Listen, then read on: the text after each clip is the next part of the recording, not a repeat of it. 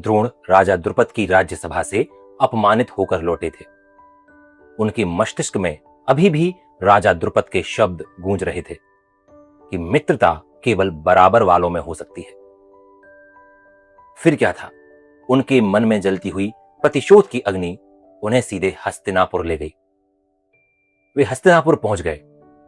वहां पर उस समय हस्तिनापुर के राजकुमार पांडव और कौरव शहर के बाहर खेल रहे थे। खेलते खेलते उनकी गिल्ली या गेंद एक सूखे कुएं में गिर गई। सभी राजकुमार उसे निकालने का प्रयास करने लगे, किंतु वे असफल रहे। तभी द्रोण उनके पास पहुंचे और बोले, इतने वीर राजकुमार और एक छोटी सी गेंद को कुएं से नहीं निकाल पा रहे। राजकुमार भी कहां चुप रहने वाले थे। वे द्रोण से बोले, तो आप ही निकाल दीजिए।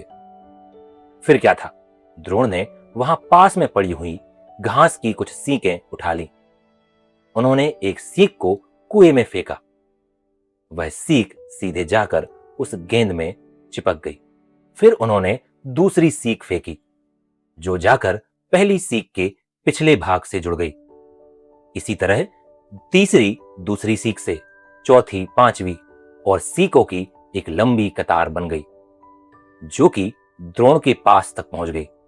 द्रोण ने उन सभी सीकों की सहायता से गेंद को बाहर निकाल लिया।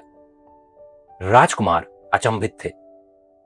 उन्होंने पूछा, आप कौन हैं? तब द्रोण बोले, इसका उत्तर भीष्म पितामह जानते हैं। तुम जाकर उन्हें मेरी इस घटना के बारे में बताओ। राजकुमार राजमहल पहुंचे और उन्होंने भीष्म पितामह को इस घटना के विषय में बताया।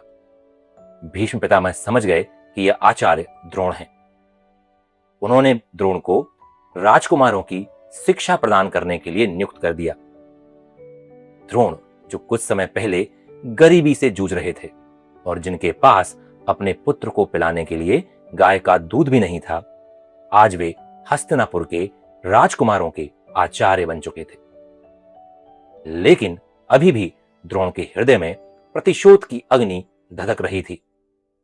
आखिर कैसे द्रोण अपना प्रतिशोध लेंगे, जानेंगे अगले भाग में।